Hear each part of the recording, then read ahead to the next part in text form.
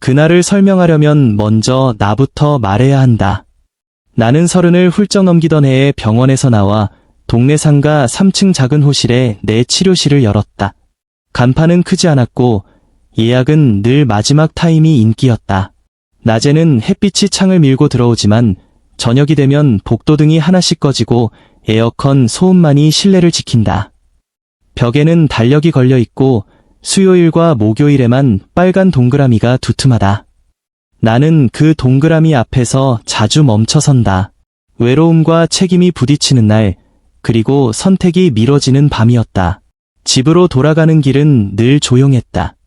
문을 열고 전등을 켜는 순간 가장 큰 소음은 스위치가 탁 하고 붙는 소리뿐이었다. 싱크대에는 종이컵 몇 개와 소독제 병이 나란히 섰다. 나는 손목 보호대를 풀고 구부러진 엄지 관절을 한번 펴보았다. 하루 종일 사람들의 등과 어깨, 허리와 목을 만지고 나면 손바닥이 스스로 열을 내뿜었다. 그 열이 식어갈 때쯤 벽시계는 항상 비슷한 시간을 가리킨다. 마지막 타임이 끝나고 한참 지난 누구에게도 방해받지 않는 시각. 책상 서랍에는 오래된 사진이 한 장 있다. 고등학교 운동장에서 찍은 단체 사진, 그 오른쪽 끝에 박성우가 서 있고 나는 그 옆에서 반쯤 눈을 감고 있다. 성우와 나는 군대도 다녀오고 학교도 졸업하고 각자의 일을 시작했지만 여전히 명절이면 안부를 묻고 삼겹살을 구워 먹는 사이였다. 그날의 전화도 그래서 특별하지 않았다. 허리를 다친 아내가 있는데 내가 한번 봐줄 수 있겠냐는 말. 나는 흔쾌히 그러자고 했다. 친구의 부탁은 내 일과 다르지 않았다.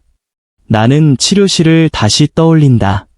바닥은 늘 미지근했고 베드는 계절과 상관없이 같은 탄성을 유지했다. 나는 아침마다 장갑을 챙기고 시트를 팽팽하게 당긴다. 손님이 오기 전에 볼스터 높이를 한번 맞추고 베개를 반뼘 내렸다가 올렸다가 하며 각도를 눈으로 기억한다. 문틈에서 새어 들어오는 빛이 바닥에 사선을 그을 때 나는 손소독제를 2번 문지른다. 내 일의 시작과 끝은 늘 이 냄새로 묶여 있다. 나는 사람의 몸을 오래 만지며 배운 것이 있다. 통증은 대부분 소리보다 먼저 온다.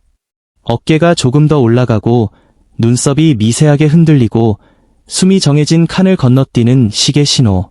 그런 신호를 읽을 때마다 나는 압을 낮추거나 방향을 틀거나 호흡을 세며 기다린다. 치료란 결국 기다림의 기술이라는 것을 30의 끝에서야 알았다. 기다리면 긴장은 풀리고 풀리면 통증은 말을 한다. 말이 시작되면 나는 그 말을 듣는다. 그게 내가 할 줄 아는 거의 전부였다. 한겨울 어느 저녁 유리문 뒤로 두꺼운 코트를 입은 여자가 서 있었다. 벙어리 장갑을 빼며 조심스레 문을 연 사람, 성우의 아내 지연이었다. 나는 이름을 한번 확인하고 예약 시간보다 10분 일찍 온 걸 알아차렸다. 그녀는 눈을 크게 뜨고 주변을 둘러보았고 나는 베개 높이를 조금 더 내리고 볼스터를 허리 아래 밀어 넣었다. 처음 온 사람에게 나는 늘 같은 질문을 한다. 언제부터, 어느 쪽이, 무엇을 할 때, 그녀는 오른쪽으로 돌리면 허리가 당기고 오래 앉으면 다리가 저린다고 답했다. 나는 고개를 끄덕이며 기본 검사를 진행했다. 그녀가 베드에 엎드리는 동안 나는 시트를 한 번 더 당겨 주름을 폈다. 천의 결이 정리되자 공간의 소음도 정리되는 듯했다. 나는 손바닥을 시트 위로 미끄러뜨려 견갑의 가장자리를 찾아갔다. 압박과 해제의 리듬을 벽시계의 초침에 맞추고 들숨과 날숨을 세며 근막을 풀었다. 그녀의 어깨가 아주 느린 속도로 낮아지자 나는 질문을 던졌다. 지금 정도의 압은 괜찮냐고. 그녀는 짧게 네라고 답했다. 짧은 대답엔 망설임이 없었다. 그날의 치료는 예정된 순서를 크게 벗어나지 않았다. 흉추라인을 길게 스윕하고 요부의 근막을 핀으로 잡아 시트 위에서 결을 바꾸고 후두 아래에서 머리의 중심을 찾는 과정. 나는 내내 말수를 줄였고 그녀는 끝까지 조용했다. 비가 내릴 듯한 밤이었다. 유리창에 엷은 김이 맺히고 복도등이 하나씩 꺼졌다. 나는 담요 가장자리를 그녀의 어깨에서 허리까지 롤링하듯 내리고 급히 일어나지 말라는 안내를 잊지 않았다. 그 사이에 그녀의 손등이 담요 위에서 한 번 더 눌렸다. 그 동작이 의미하는 바를 나는 굳이 묻지 않았다. 치료가 끝난 뒤 그녀는 따뜻한 물을 두 손으로 잡고 한 모금 머금었다. 종이컵이 책상에 닿는 소리가 작게 났다. 그녀는 컵을 내려놓으며 조심스럽게 말했다. 다음 주에도 예약할 수 있냐고. 나는 달력을 보고 수요일 마지막 타임을 가리켰다. 그녀는 고개를 끄덕였다. 대화는 거기까지였다. 문을 열고 나가던 그녀의 코트 자락이 유리문을 스치고 문틈의 빛이 바닥에서 한 번 흔들렸다. 에어컨 소음은 여전히 일정했고 벽시계는 11시를 막 지났다. 그날 밤 집에 돌아와 전등을 켜는 순간 나는 나지막이 내 이름을 불렀다. 이진우. 거실에 놓인 화분의 잎이 한쪽으로 기울어 있었다. 물을 주고 손바닥을 한 번 비볐다. 손바닥은 아직도 열을 품고 있었다. 나는 침대 끝에 앉아 오늘의 접점을 떠올렸다. 닿지 않기 위해 쓰는 수많은 기술과 닿지 않으면서도 전해야 하는 수많은 안심. 외로움은 그 경계에서 생겼고 책임도 그 경계 위에 있었다. 그리고 유혹과 불안, 죄책감과 후회라는 단어들이 내 주변을 천천히 맴돌았다.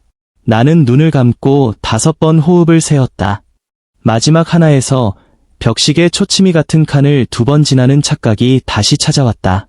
그 착각은 대체로 피로가 쌓였을 때 온다. 그러나 그날의 착각은 오래 머물렀다. 나는 알았다.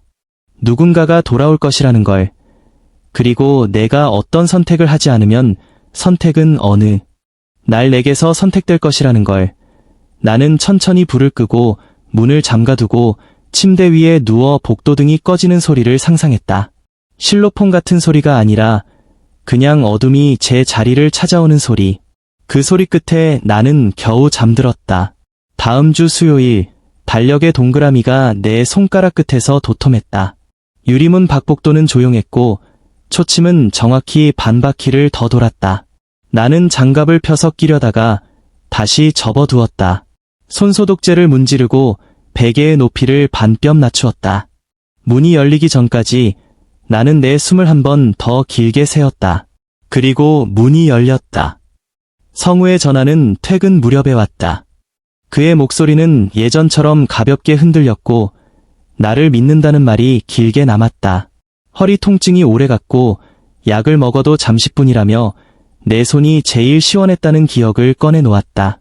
나는 달력을 펴고 수요일 마지막 칸을 가리키며 좋다고 했다. 전화를 끊고 치료실을 한 번 더 둘러보았다. 베드시트를 팽팽히 당기고 베개 높이를 반뼘 낮추고 볼스터를 허리 아래 들어갈 각도로 살짝 비스듬히 세웠다.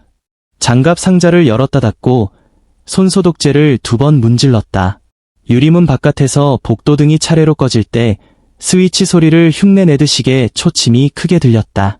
지연은 정시에 왔다. 코트와 벙어리 장갑을 의자에 내려놓고 예약 카드 위에 손가락을 올렸다가 빼는 작은 망설임이 있었다. 처음 온 사람 특유의 긴장감이 보였다. 나는 왼쪽 오른쪽 고관절 가동 범위를 살피고 고개를 짧게 끄덕이며 엎드리라고 안내했다. 그녀는 조심스럽게 숨을 들이마시고 천천히 눕는 동안 나는 시트를 한 번 더 당겨 주름을 폈다. 천의 결이 정돈되자 침묵이 먼저 도착했다. 나는 견갑 가장자리를 손바닥으로 따라 내려가며 근막에 굳은 선을 찾았다. 압박과 해제의 리듬이 일정해지자 그녀의 어깨는 한 뼘 내려앉았다. 나는 말보다 호흡을 먼저 세었다. 들숨 2, 날숨 3, 다시 들숨 1. 승모근을 짧게 눌렀다가 풀어주면서 지금의 압이 괜찮은지 물었다. 그녀는 내라고 했다. 그 한 음절의 안정이 치료의 속도를 정했다. 흉추라인을 길게 스윕할 때마다 시트가 잔물결처럼 움직였고 전환을 이용해 근육을 굴릴 때 그녀의 손끝이 가장자리에서 힘을 놓았다. 직접 닿지 않기 위해 내가 매일 연습하는 거리, 천 너머로만 오가는 체온, 그 사이에서 신뢰가 아주 느리게 만들어졌다. 후두 아래를 받쳐 머리의 중심을 찾을 때 그녀의 시선은 천장의 빛을 한번 스쳤다. 나는 베개를 반뼘만 더 낮추고 골반 아래 볼스터를 조금 더 밀어 넣었다. 자세가 바뀌자 긴장하던 선이 완만해졌고 숨이 길어졌다. 나는 그녀에게 호흡을 함께 5번 세자고 말했고 둘의 들숨과 날숨이 거의 겹칠 때까지 기다렸다. 5이 끝났을 때 나는 담요의 가장자리를 어깨에서 허리까지 롤링하듯 내려 주름을 고르게 했다. 급히 일어나지 말라는 안내가 끝나자 그녀는 종이컵을 양손으로 감싸며 물을 한 모금 머금었다. 2번째 방문은 그 다음 주 화요일이었다. 이번에는 운동복 위에 얇은 점퍼만 걸친 차림이었다. 나는 같은 절차로 몸 상태를 확인하고 요추 주변의 긴장도가 지난주보다 조금 더 낮아졌다는 것을 손끝으로 확인했다. 그러나 오른쪽으로 몸을 돌릴 때 허리 깊은 곳에서 당김이 여전했다. 나는 골반의 높이를 맞추고 그녀의 팔을 앞으로 감싸게 한 뒤 담요를 한 겹 더 올려 고정했다. 시트 밖으로는 아무것도 드러나지 않았고 움직임은 천 위에서만 이어졌다. 나는 팔꿈치를 베드에 고정하고 상체의 무게를 시트로 아주 천천히 실었다가 거두었다. 압박과 해제, 다시 압박. 3번째 해제에서 그녀의 어깨가 미세하게 떨렸다. 나는 묻지 않았다. 대답은 호흡의 길이에 있었다. 견갑 아래를 받쳐 작은 원을 그리는 동안 그녀의 눈꺼풀이 천천히 내려와 빛을 반으로 줄였다. 전등은 밝지 않았고 시계는 제 시간을 가리켰다. 나는 그 리듬에 맞추어 후두하근을 받쳐 목에 무게를 들어 올렸다가 다시 내려놓았다. 중심이 제자리를 찾자 그녀의 턱선이 힘을 풀었다. 그날의 끝은 유리문 틈의 빛이 사선으로 길어지면서 찾아왔다. 나는 담요 가장자리를 정리하고 한 걸음 물러섰다. 그녀는 천천히 몸을 일으켜 앉아 어지럼증이 없는지 확인했고 나는 물을 한 잔 더 건넸다. 그녀는 컵을 내려놓으며 낮게 물었다. 다음에는 언제가 좋겠냐고. 나는 달력의 수요일을 가리켰고 그녀는 고개를 끄덕였다. 말은 거기서 멈췄다. 문이 닫힐 때 복도등 하나가 늦게 꺼졌다. 3번째 방문에서 나는 베개의 높이를 처음보다 조금 더 낮추고 볼스터 각도를 다르게 잡았다. 첫 2번의 반응을 기억한 손끝이 자연히 같은 길을 찾아갔다. 흉추 라인을 스윕하고 요부 근막을 시트 위에서 핀으로 잡아 결을 바꾸고 전환으로 길게 굴리는 동안 그녀의 호흡은 일정했고 간헐적으로 길었다.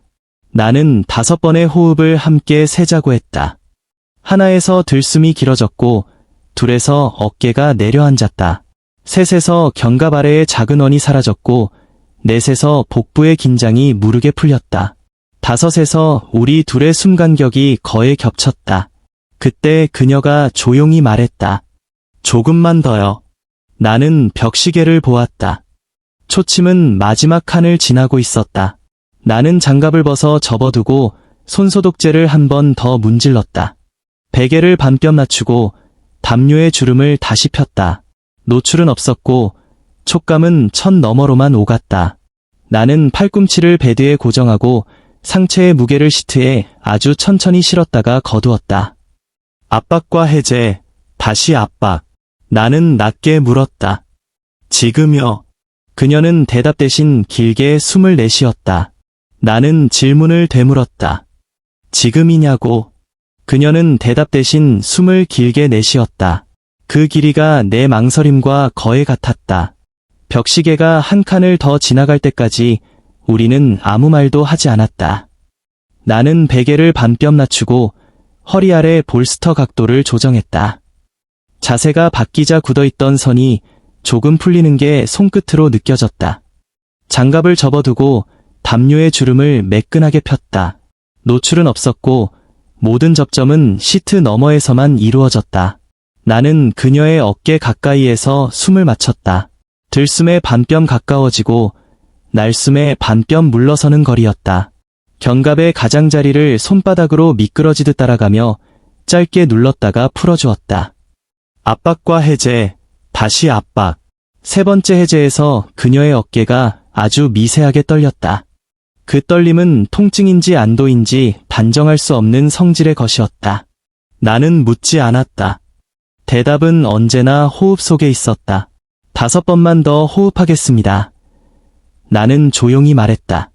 하나에서 들숨이 길어졌고 둘에서 날숨이 더 부드러워졌다. 셋에서 그녀의 손끝이 시트 가장자리에서 힘을 놓았고 넷에서 고개가 반뼘 돌아 누웠다. 5이 끝났을 때 나는 후드 아래를 받쳐 머리의 중심을 찾아 다시 내려놓았다. 천장의 빛이 조금 흐려졌고 에어컨 소음은 일정하게 바닥을 깔았다. 옆으로 누운 자세로 전환할 때 나는 시트를 손등으로 잡아 빈틈을 막고 담요를 어깨에서 허리까지 한 겹 더 올렸다. 그녀는 눈을 감고 천천히 숨을 들이마셨다. 나는 팔꿈치를 베드에 고정하고 상체의 일부 무게를 시트로 아주 천천히 실었다가 거두었다. 접촉은 끝내 천 너머로만 이어졌다. 전환으로 등을 길게 굴리자 시트에 잔물결이 생겼다가 사라졌다. 그 잔물결의 끝에서 그녀의 어깨선이 조금 더 낮아졌다. 지금 정도의 압은 괜찮으세요? 내 말이 끝나기 전에 그녀의 눈꺼풀이 아주 천천히 떨렸다. 내라는 소리가 아니라 호흡의 길이로 괜찮다는 뜻을 전했다. 나는 견갑 아래를 받쳐 작은 원을 그렸고 반바퀴가 지날 때마다 그녀의 자세가 한 뼘씩 정리되었다. 손목을 감싸 새끼손가락 쪽으로 아주 작게 당겼다가 풀어주자 그녀의 손바닥 온기가 내 손 안에서 조용히 번졌다. 그 온기는 선을 넘지 않으면서도 충분히 말이 되는 종류의 안심이었다. 한 번 더, 라고 그녀가 낮게 말했다. 그 말은 요구처럼 들리기보다 스스로에게 허락을 구하는 문장처럼 들렸다. 나는 벽시계에 초침을 보았다. 마지막 타임이 끝자락에 가까워질수록 초침은 더 커 보였다. 나는 골반 아래 볼스터를 살짝 빼고 베개의 높이를 다시 반뼘 올렸다. 그녀의 척추라인을 따라 손바닥을 길게 스윕하고 요부 근막을 시트 위에서 핀으로 잡아결을 바꾸었다. 마찰 대신 온기가 이동하는 느낌이 천을 타고 흘렀다. 나는 내 이름을 마음속으로 불렀다. 이진우. 직업과 사람 사이에 그어진 선이 방금 전에 비해 얼마나 얇아졌는지 가늠해 보았다. 무게중심을 옮기다 잠시 흔들리자 나는 베드 모서리에 무릎을 고정해 균형을 되찾았다. 잠깐의 흔들림 동안에도 시트 밖으로는 어떤 것도 드러나지 않았다. 나는 그 사실을 확인한 뒤 다시 호흡을 세자고 말했다. 들숨과 날숨 사이의 짧은 빈칸에 내 망설임과 그녀의 침묵이 겹쳐졌다. 그녀는 눈을 감은 채 아주 낮은 목소리로 말했다. 지금이 좋아요. 나는 고개를 끄덕였고 내 목에 긴장부터 풀었다. 후드와근을 가볍게 올렸다가 내려놓으니 그녀의 턱선이 심을 찾았다. 견갑을 살짝 띄워 작은 원을 그리고 그 원이 사라질 즈음 전환으로 등을 다시 한번 굴렸다. 압박과 해제, 세 번째 해제에서 그녀의 숨이 길게 흘렀다. 나는 더 이상 설명을 붙이지 않았다. 이 단계에서 말은 종종 균형을 깨뜨리기 쉽다. 유리문 바깥 복도등이 한 칸 꺼졌다. 문틈으로 들어오는 빛이 사선으로 길어지며 바닥을 옮겨다녔다. 나는 담요 가장자리를 어깨에서 허리까지 롤링하듯 내리고 주름을 매끈하게 펴주었다. 담요의 경계가 오늘 우리가 지켜야 할 마지막 선이라는 생각이 들었다. 그녀의 손등이 담요 위에서 한번 가볍게 눌렸다가 멈췄다. 나는 그 신호를 길게 해석하지 않았다. 내 일이란 본디 과도한 해석을 피하는 기술이기도 했다. 여기에서 마무리하겠습니다. 나는 낮게 말했다. 그녀는 급히 일어나지 않았다. 나는 어지럼증을 확인하기 위해 한 발 뒤로 물러서 그녀의 시야가 안정되는 것을 기다렸다. 종이컵에 따뜻한 물을 따라 건네자 그녀는 컵을 두 손으로 감싸고 한 모금 천천히 머금었다. 김이 얇게 올라와 사라졌다. 컵을 내려놓는 작은 소리가 방 안의 가장 큰 소음이 되었다. 그녀는 앉은 자세로 한번 고개를 숙였다가 들었다. 말이 오기 전 침묵이 먼저 도착했다. 나는 달력을 바라보았다.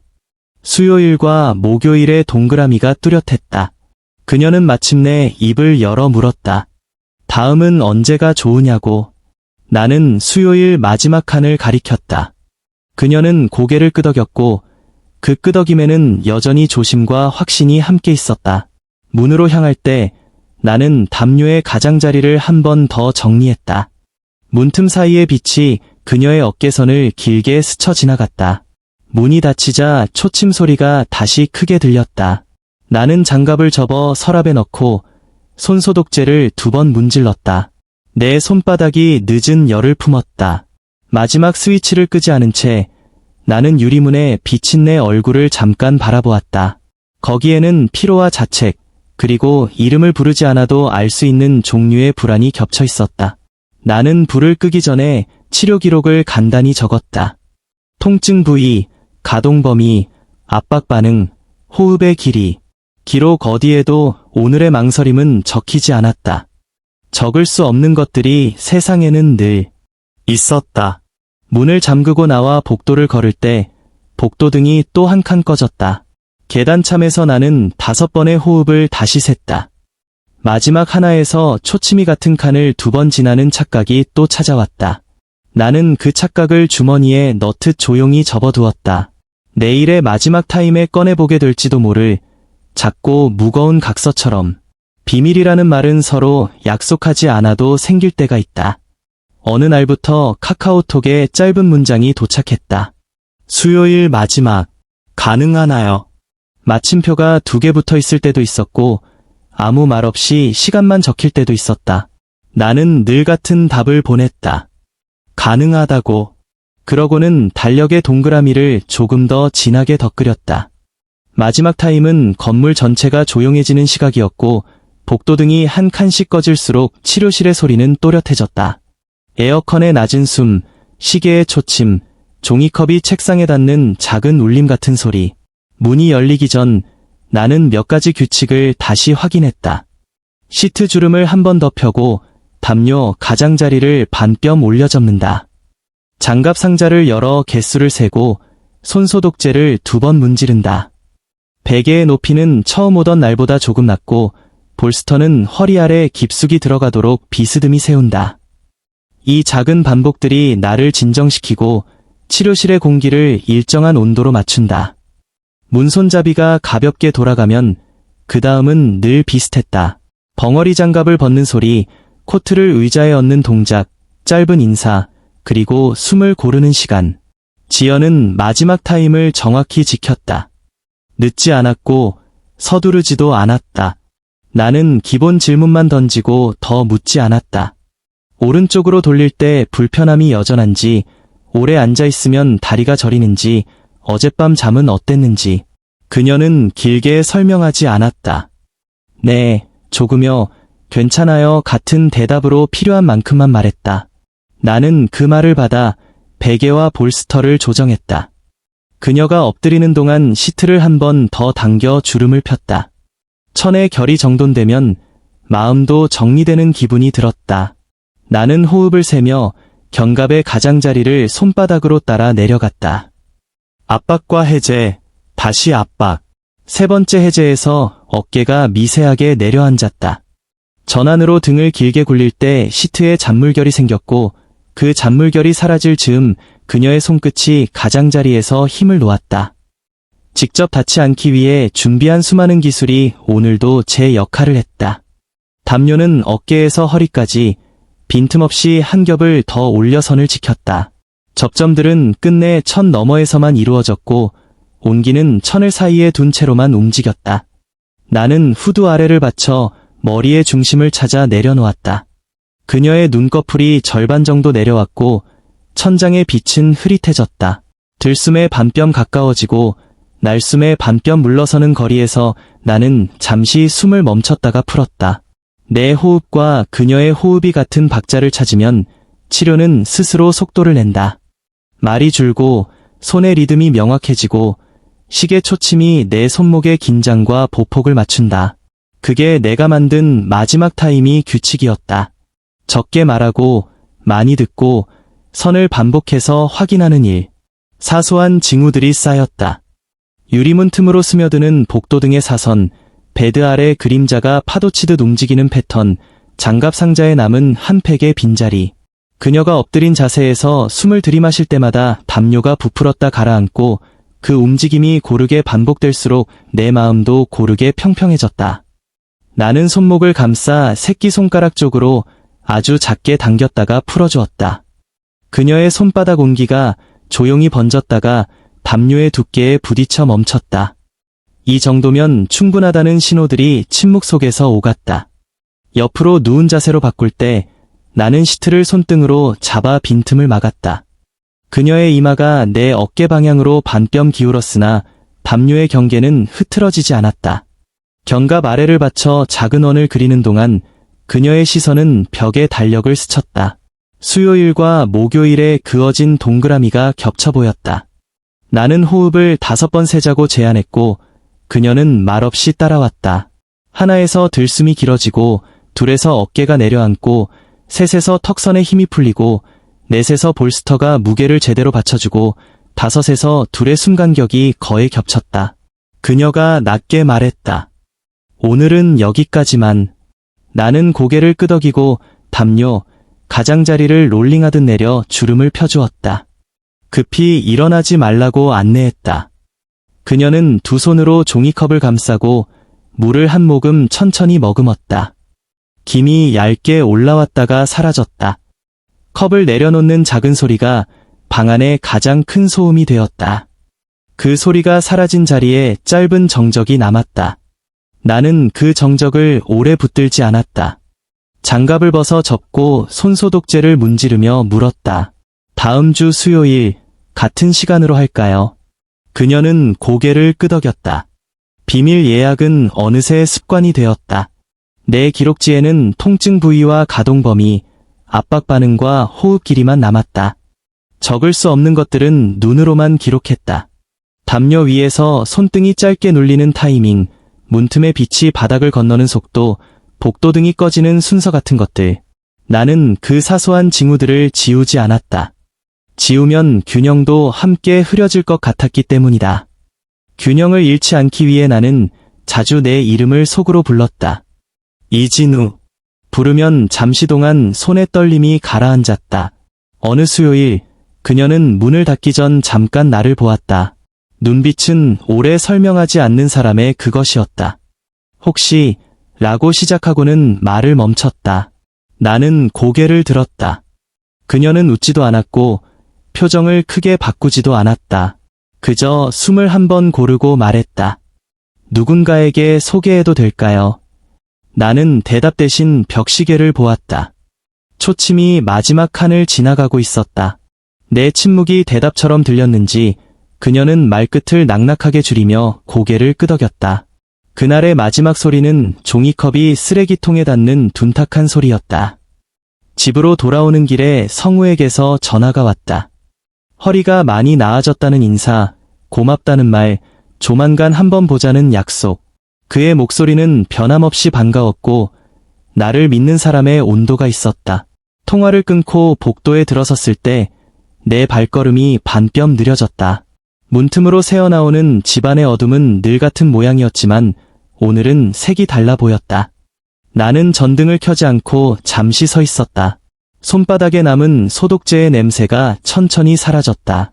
벽시계는 11시를 막 지나고 있었다. 나는 5번 호흡을 세었다.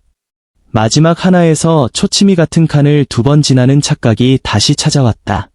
비밀 예약의 규칙은 계속해서 나를 지켜주었다.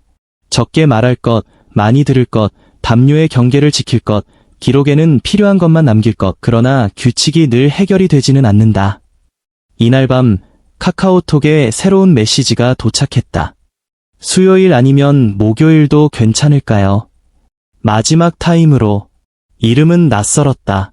그러나 문장 사이의 공기는 이미 익숙했다. 나는 잠시 답을 미뤘다. 그리고 내 이름을 다시 불렀다. 이진우. 선택을 미루는 것도 선택이라는 사실이 오늘은 유난히 무거웠다. 새로운 이름은 목요일 저녁에 나타났다. 문손잡이가 돌아가고 먼저 들어온 사람은 지연이었다. 그녀는 코트를 의자에 내려놓고 내게 고개를 끄덕인 뒤 문 쪽으로 손짓했다. 그 뒤로 낮은 굽소리가 2번 들리더니 낯선 여자가 조용히 문을 닫았다. 그녀는 짧게 인사하고 이름을 말했다. 최수진. 말끝이 반듯했고 눈동자는 무언가를 확인하듯 치료실을 훑었다. 나는 자리를 가리키고 지연에게 오늘의 불편함을 물었다. 오른쪽으로 돌릴 때의 당김은 조금 나아졌지만 오래 앉을 때 다리의 저림이 남아있다고 했다. 나는 고개를 끄덕이고 늘 하던 순서대로 베개와 볼스터의 위치를 맞추었다. 수지는 의자에 앉아 있었다. 다리를 포개고 손을 무릎에 올린 채 말없이 우리를 보았다. 그 시선에는 호기심만 있는 것이 아니었다. 확인, 시험, 그리고 작은 장난의 냄새가 섞여 있었다. 나는 그 시선을 느끼지 못한 척 시트를 당겨 주름을 폈다. 담요를 어깨에서 허리까지 반뼘 더 올려 노출이 없도록 경계를 확인했다. 장갑을 끼려다 접어두고 손소독제를 2번 문질렀다. 소독제의 냄새가 공기 속으로 천천히 풀렸다. 지연이 베드에 엎드리는 동안 나는 견갑의 가장자리를 손바닥으로 따라 내려갔다. 압박과 해제, 다시 압박. 3번째 해제에서 어깨가 조금 더 내려앉았다. 전환으로 등을 길게 굴리자 시트에 잔물결이 생겼다가 사라졌다. 그 잔물결의 끝을 따라 나는 후두 아래를 받쳐 머리의 중심을 찾아 다시 내려놓았다. 그녀의 호흡은 일정했고 들숨과 날숨 사이의 간격이 길어졌다. 나는 호흡을 함께 5번 세자고 제안했다.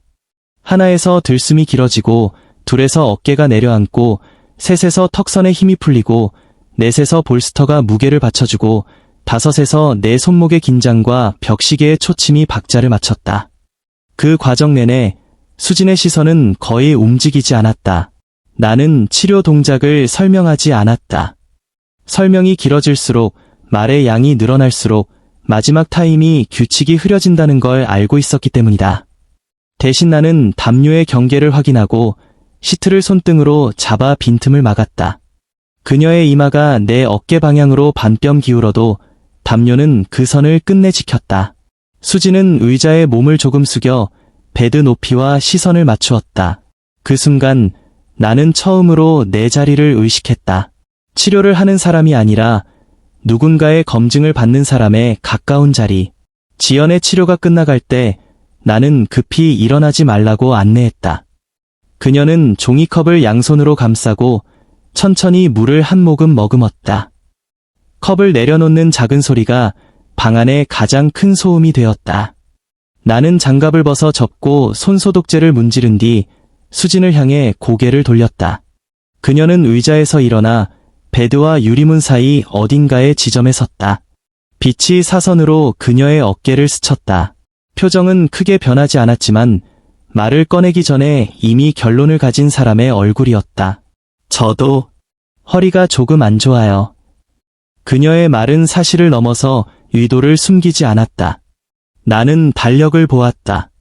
수요일과 목요일의 동그라미가 겹쳐 보였다. 목요일, 마지막 타임. 나는 고개를 끄덕였다. 오늘은 간단히 상태만 보고 다음 주에 제대로 보자고 말했다.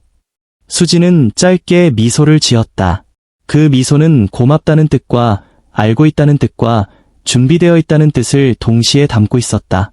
지연은 코트를 집으며 내게 아주 짧은 눈인사를 보냈다. 그 눈빛은 약속의 모양을 닮아 있었다. 문이 닫히고 난 뒤 나는 잠시 조용히 서 있었다. 복도등이 한 칸 꺼졌다. 문틈의 빛이 바닥에서 사선으로 이동하다가 내 발끝 근처에서 멈췄다. 나는 베드의 시트를 다시 당겨 주름을 폈다. 장갑 상자를 열어 개수를 세고 기록지 위에 오늘의 반응을 적었다. 통증 부위, 가동 범위, 압박 반응, 호흡 길이. 적을 수 없는 것들은 여전히 눈으로만 기록했다. 의자에 남은 체온, 시선의 무게, 말보다 먼저 도착한 결론 같은 것들. 목요일, 마지막 타임. 수지는 정시에 왔다. 유리문을 열고 들어오며 실내를 한번 둘러본 뒤 곧장 의자에 코트를 내려놓았다. 나는 기본 질문을 던졌고 그녀는 대답을 길게 하지 않았다. 오른쪽으로 돌릴 때의 당김, 오래 앉을 때의 저림, 아침에 일어났을 때 허리에 뻣뻣함. 나는 베개를 반뼘 낮추고 볼스터 각도를 비스듬히 세우고 담요를 어깨에서 허리까지 한 겹 더 올렸다. 노출은 없었고 모든 접점은 천 너머에서만 이루어졌다. 그녀가 엎드리는 동안 나는 손소독제를 2번 문지르고 견갑의 가장자리를 손바닥으로 따라 내려갔다. 압박과 해제, 다시 압박. 3번째 해제에서 그녀의 어깨가 미세하게 내려앉았다. 전환으로 등을 길게 굴리자 시트에 잔물결이 생겼다가 사라졌다. 그 잔물결이 사라질 즈음 그녀의 손끝이 가장자리에서 힘을 놓았다. 나는 후두 아래를 받쳐 머리의 중심을 찾아 다시 내려놓았고 호흡을 5번 세자고 제안했다. 하나, 둘, 셋, 넷, 5. 내 목의 긴장이 어깨 뒤편으로 흘러내려가듯 풀렸다. 그녀는 눈을 감고 낮게 속삭였다. 지연이가 좋았다고 했어요. 문장은 짧았지만 내용은 길었다. 나는 대답하지 않았다. 마지막 타임이 규칙은 적게 말할 것, 많이 들을 것이니까. 나는 견갑 아래를 받쳐 작은 원을 그렸다. 원이 반 바퀴 지날 때마다 자세가 정리되고 한 바퀴가 끝날 때마다 숨이 고르게 이어졌다. 손목을 감싸 새끼손가락 쪽으로 아주 작게 당겼다가 풀어줄 때 그녀의 손바닥 온기가 내 손 안에 조용히 머물렀다가 담요의 두께에 부딪혀 퍼졌다. 옆으로 누운 자세로 바꿀 때 나는 시트를 손등으로 잡아 빈틈을 막았다. 그녀의 이마가 내 어깨 방향으로 반뼘 기울었지만 담요의 경계는 흐트러지지 않았다. 그녀가 조용히 물었다. 이 각도가 더 편한가요? 나는 고개를 끄덕였다. 그녀는 눈을 감은 채 길게 숨을 내쉬었다. 그 길이가 내 망설임과 거의 같았다. 나는 베개의 높이를 아주 조금만 올리고 볼스터를 반뼘 뒤로 밀어 요추 라인의 긴장을 핀으로 자바 시트 위에서 결을 바꿨다. 마찰이 아니라 온기의 이동, 접촉이 아니라 무게의 잠깐 머물m. 그 차이가 오늘 우리가 지킬 수 있는 전부였다. 치료가 끝날 무렵 나는 담요 가장자리를 롤링하듯 내려 주름을 펴주었다. 급히 일어나지 말라는 안내를 덧붙였다. 그녀는 종이컵을 받아 들고 한 모금 천천히 머금었다. 김이 얇게 올라왔다가 사라졌다. 컵을 내려놓는 소리가 방 안에 가볍게 번졌다. 그녀는 자리에 앉은 채 벽의 달력을 한번 보았다. 수요일과 목요일의 동그라미가 겹쳐 보였다. 그때 그녀가 낮게 그러나 선명하게 말했다. 다음 주에도 목요일 마지막으로 받을게요. 나는 고개를 끄덕였다. 기록지에 날짜를 적으며 손끝으로 내 이름을 한 번 더 더듬었다. 이진우. 내 이름은 오늘도 손의 떨림을 잠깐 멈추게 했다. 그녀가 문을 나설 때 복도등이 한 칸 꺼졌다. 문틈의 빛이 바닥에서 사선으로 이동했다. 나는 베드의 시트를 다시 당겨 주름을 폈다. 소독제 냄새가 공기 속에서 옅어질 때까지 나는 그 자리에 서 있었다. 벽시계의 초치미 같은 칸을 2번 지나는 착각이 돌아왔다. 나는 그 착각을 주머니에 조용히 접어넣었다. 다음 목요일에 꺼내 보게 될지도 모를 작은 약속처럼. 목요일의 끝은 대개 비슷했지만 어느 날부터인가 그 비슷함이 조금씩 달라지기 시작했다. 수지는 오자마자 달력을 힐끗 보고 자리에 앉았다. 질문은 줄었고 대답은 더 짧아졌다. 나는 베개를 반뼘 낮추고 볼스터 각도를 비스듬히 세웠다. 담요의 가장자리를 어깨에서 허리까지 롤링하듯 내리고 주름을 매끈하게 폈다. 장갑을 끼려다 접어두고 손소독제를 2번 문질렀다. 소독제 냄새가 공기 속으로 천천히 풀렸다. 문틈으로 스며드는 복도등의 사선, 시계의 초침, 에어컨의 낮은 숨. 마지막 타임이 규칙들이 자리 잡는 동안 그녀의 호흡은 이미 그 리듬에 올라탔다. 엎드린 수진의 견갑 가장자리를 손바닥으로 따라 내려가며 압박과 해제를 반복했다. 3번째 해제에서 어깨가 미세하게 내려앉았다. 전환으로 등을 길게 굴리자 시트에 잔물결이 생겼다가 사라졌다. 그 잔물결의 끝에서 그녀는 말없이 시트 가장자리를 쥐었다 놓았다. 나는 묻지 않았다. 대신 후두 아래를 받쳐 머리의 중심을 찾아 다시 내려놓았다. 들숨과 날숨의 간격이 길어지고 담요 아래의 체온이 천을 사이에 두고 부드럽게 이동했다. 그때 그녀가 아주 낮게 물었다. 오늘은 지난번처럼 그 리듬으로. 요구라기보다 합의의 확인처럼 들렸다. 나는 고개를 끄덕이지도 거절하지도 않았다. 압박과 해제, 다시 압박. 내 손은 끝내 천 위에서만 움직였고 접점들은 하나도 노출되지 않았다. 그러나 무게의 머물음과 호흡의 길이는 분명히 달라졌다. 그녀의 날숨이 길어질수록 내 망설임은 좁아졌다. 나는 내 이름을 마음속으로 한 번 불렀다. 이진우. 직업윤리라는 단어가 혀끝에서 무겁게 돌아섰다. 외로움과 유혹, 긴장과 불안, 죄책감과 선택이 한 줄로 서서 나를 바라보는 듯했다. 수요일, 지연의 밤은 또 다르게 변했다. 그녀는 들어오자마자 코트를 의자에 내려놓고 말없이 담요 가장자리를 자신의 어깨까지 끌어올렸다. 나는 시트를 손등으로 잡아 빈틈을 막고 골반 아래 볼스터를 반 뼘 더 깊게 밀어넣었다. 견갑 아래를 받쳐 작은 원을 그리는 동안 그녀의 눈꺼풀은 절반쯤 내려왔다. 전환으로 등을 굴릴 때마다 베드 아래 그림자가 같은 속도로 흔들렸다. 그녀가 낮게 말했다. 오늘은 여기서 멈추지 말고 5번만 더. 나는 벽시계를 보았다. 초침이 마지막 칸을 지나며 커졌다. 나는 5번의 호흡을 세자고 말했다. 하나에서 들숨이 길어졌고, 둘에서 어깨가 내려앉았다. 셋에서 턱선에 힘이 풀렸고, 넷에서 볼스터가 무게를 제대로 받쳤다. 5이 끝나자 그녀의 손등이 담요 위에서 짧게 내 손을 찾았다. 닿는 듯 닿지 않는 거리. 나는 그 손등 위에 잠깐 손을 얹었다가 뗐다. 선은 여전히 담요였고 경계는 그 담요의 결 위에 있었다. 그날 이후 두 사람의 요청은 기묘하게 닮아갔다. 지연은 침묵으로, 수지는 문장으로. 나는 규칙을 더 자주 확인해야 했다. 적게 말하고 많이 듣고 담요의 경계를 지킬 것. 하지만 규칙은 점점 더 많은 해석을 요구했다. 조금만 덜하는 말은 어디까지를 의미할까? 5번의 호흡은 정말 5으로 끝나는가? 담요의 가장자리는 언제까지 경계가 될 수 있는가? 나는 장갑 상자의 빈칸을 자주 세었다. 손소독제를 2번이 아니라 3번 문지를 때도 있었다. 내 손바닥이 늦은 열로 달아오르는 시간이 길어졌다. 다른 환자들의 나타임에서 나는 실수를 몇 번 했다. 압을 너무 길게 주어 어깨가 굳는다거나 핀을 잘못 잡아 결이 틀어진다거나 후두 아래에서 중심을 찾다가 한 박자 늦게 내려놓는 식의 오류. 오늘은 조금 아팠어요.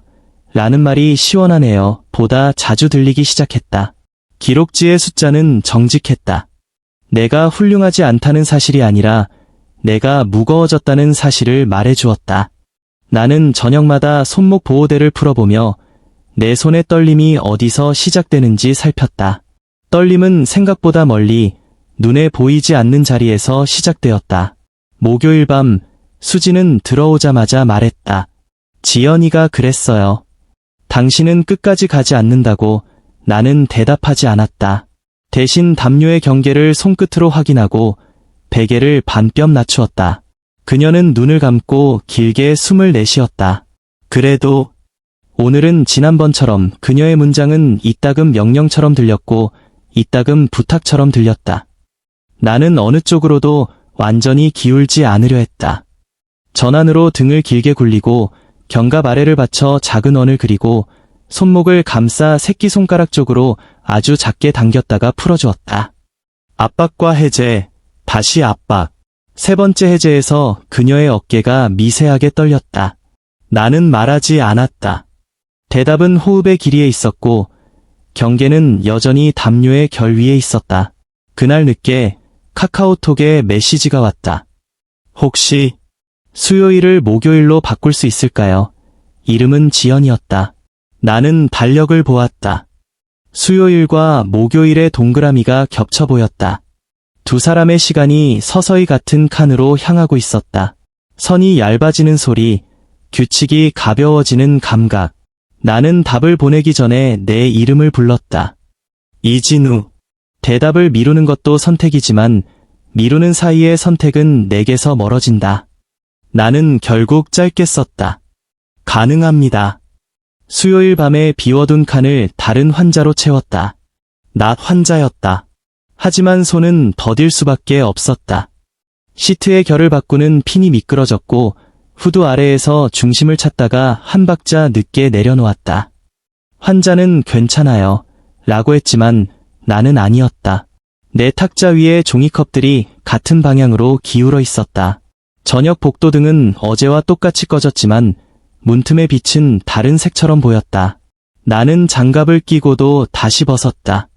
손소독제를 2번 문지른 뒤 25번 세었다. 마지막 하나에서 초치미 같은 칸을 2번 지나는 착각이 고개를 들었다.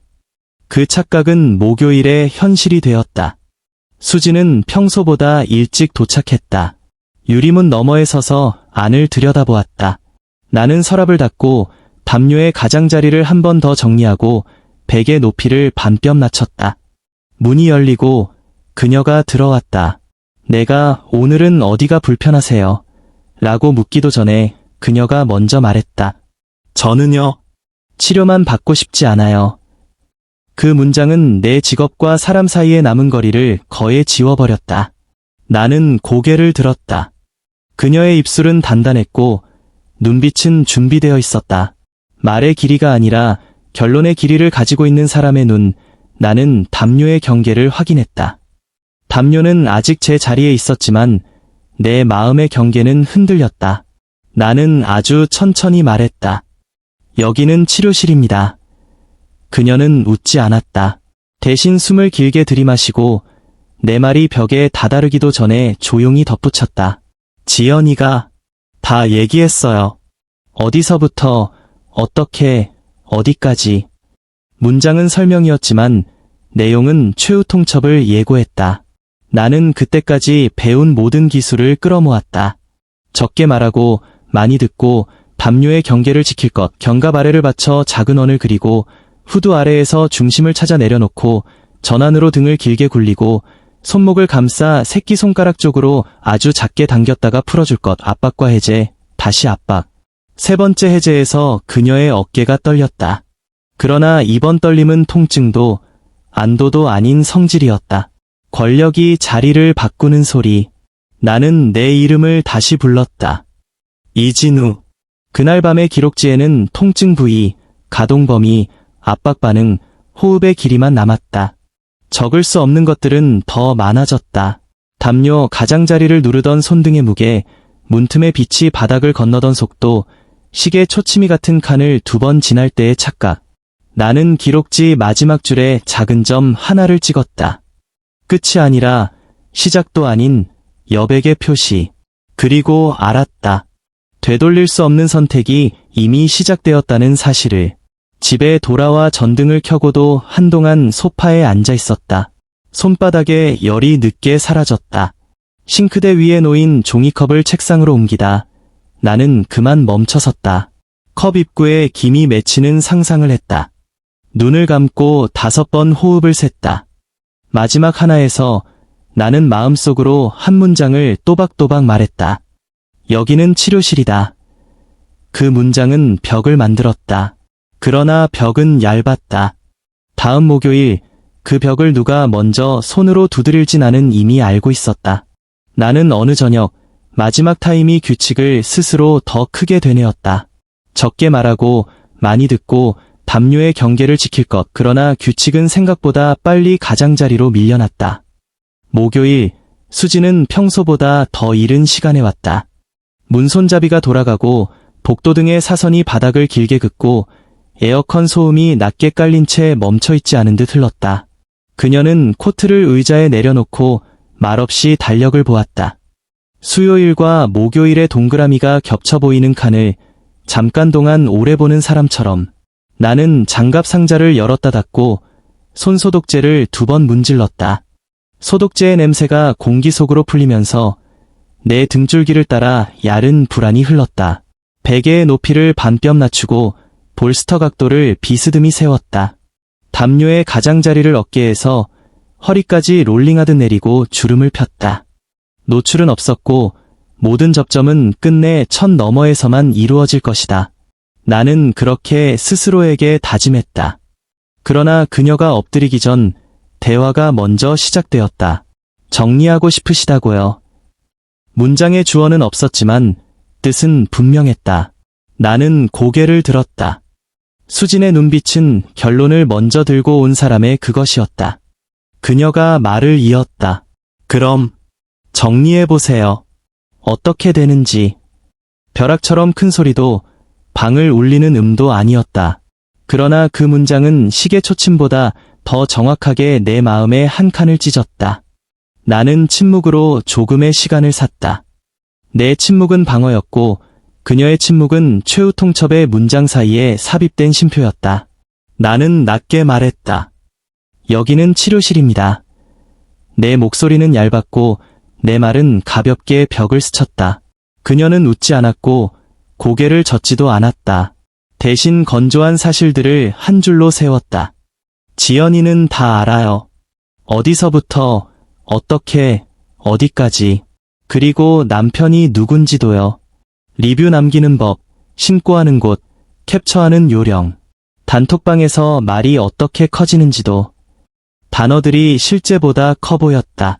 나는 순간 치료 기록지의 빈칸을 떠올렸다. 통증 부위, 가동 범위, 압박 반응, 호흡 길이. 적을 수 없는 것들은 언제나 더 많았다. 면허증의 숫자, 네이버 지도 별점, 이름과 주소, 유리문에 붙은 내 영업시간 스티커, 그리고 내 이름. 이진우.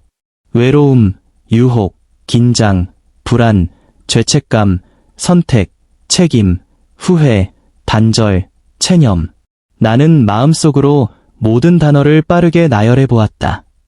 나열하는 사이에 문장의 칼날은 무뎌지지 않았다. 나는 베개를 반뼘 낮추고 그녀를 조용히 엎드리게 했다.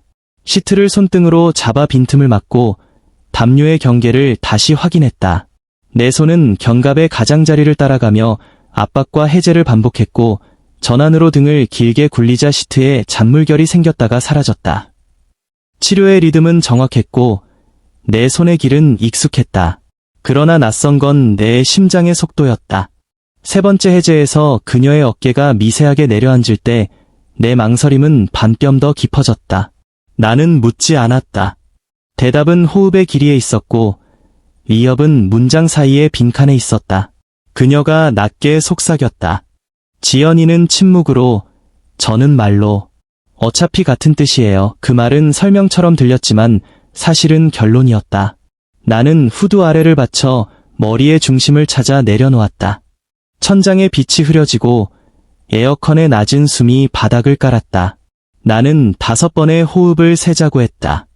하나에서 들숨이 길어지고, 둘에서 어깨가 내려앉고, 셋에서 턱선에 힘이 풀리고, 넷에서 볼스터가 무게를 받쳐주고, 5에서 내 목의 긴장이 잠시 풀렸다. 그러나 풀림은 오래가지 않았다. 내가 손을 떼려는 순간 그녀가 담요 위로 손등을 가볍게 올려두었다. 닿는 듯 닿지 않는 거리, 그러나 의미는 분명했다. 오늘은 지난번처럼 그 리듬으로. 그리고 끝나고 나면 말이 아니라 일정으로 대답해주세요. 말 대신 일정. 그 표현은 친절하고 동시에 명령 같았다. 나는 벽시계를 보았다. 초침이 마지막 칸을 지나고 있었다. 내 마음속에서 또박또박 벽을 쌓던 문장, 여기는 치료실이다. 가 잠시 흔들렸다. 나는 결국 고개를 아주 작게 끄덕였다. 압박과 해제, 다시 압박. 내 손은 끝내 천 위에서만 움직였고 담요의 경계는 지켜졌다. 그러나 무게의 머물면 길어졌고 호흡의 길이는 더 깊어졌다. 5번의 호흡이 끝나고도 우리는 아무 말도 하지 않았다. 종이컵이 책상에 닿는 작은 소리만이 방 안에서 크게 들렸다. 그날 밤 집에 돌아와 전등을 켜고도 나는 한동안 서 있었다. 휴대폰 화면에는 메시지들이 줄지어 있었다. 수요일, 목요일, 마지막 타임. 가능하냐는 짧은 문장들. 이름이 달라도 문장 사이의 공기는 닮아 있었다. 나는 답장을 미뤘다. 대답을 미루는 것도 선택이다. 그러나 미루는 사이에 선택은 내게서 멀어진다. 시계를 보았다. 11시를 막 지났다. 나는 5번의 호흡을 세었다. 마지막 하나에서 초침이 같은 칸을 2번 지나는 착각이 다시 찾아왔다. 그 착각은 오늘따라 소리가 났다. 얇고 길게, 종이처럼. 다음 주 수요일, 지연은 평소보다 더 조용했다. 코트를 의자에 얹고 담요를 자신의 어깨까지 끌어올리고 눈을 감았다. 나는 베개와 볼스터를 맞추고 견갑 아래를 받쳐 작은 원을 그렸다. 전환으로 등을 길게 굴리고 손목을 감싸 새끼손가락 쪽으로 아주 작게 당겼다가 풀어주었다. 압박과 해제, 다시 압박.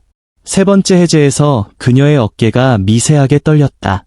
그 떨림은 통증도 안도도 아니었다.